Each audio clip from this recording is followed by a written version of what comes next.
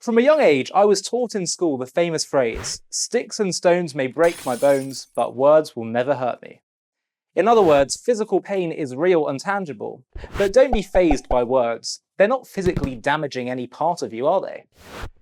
It was only later in life that I learned that Judaism wholly rejects this way of thinking. It says in Proverbs, "Life and death are in the hands of the tongue." Words have immense power because we are human beings with emotional needs. Our words reflect the way we think about a person, and hurtful words can damage our self-worth. You rarely hear of someone committing suicide because of their physical pain, but you regularly hear of people committing suicide because of emotional pain. Wounds can heal, but actually sometimes words can't. I'm sure you can think of a time that someone said something to you and it really affected you in a negative way. And the irony is that the person saying it probably doesn't even realize to this day the impact they have had. Two women were on a bus in Israel discussing the recent engagement of their old school friend.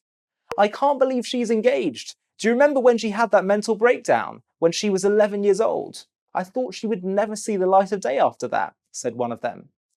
As the women were deep in conversation, one of the older passengers turned to both of them and said, "You know, the woman who you're talking about, well, my grandson is the one that's engaged to her. I want to thank you for sharing this information with me, so I can now warn him."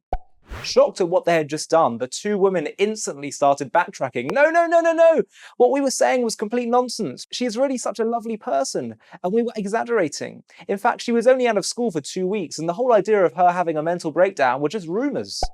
The old lady kept insisting that they were speaking the truth initially. The two women were beside themselves, deeply aware of the tragedy their words had engineered. As the old lady was ready to get off at her stop, she turned to them and said, "I must tell you, he's not actually my grandson, but imagine if he was." Our words are very, very powerful. Hurtful words, speaking badly about others, is called Lashon Hara in Hebrew. And there are many rules that Jewish law demands of us to abide by regarding how we speak to and about others. But while this power can be used for bad, what we say can also be used for good. A few complimentary words can hugely uplift a person. Isn't it a shame that the time we make the biggest effort to find good things to say about someone is at the time of their death? Imagine what a better world this would be if we did this to other people while they were still alive. In Genesis, we see God creates the world with words. Words create the world. Words can create worlds. They have immense power. Lashon Hara is a very damaging way in which words are used. But on the flip side, words can be used for the good. A single compliment can change someone's day, even someone's life. I'm Ollie, and you're watching JTV.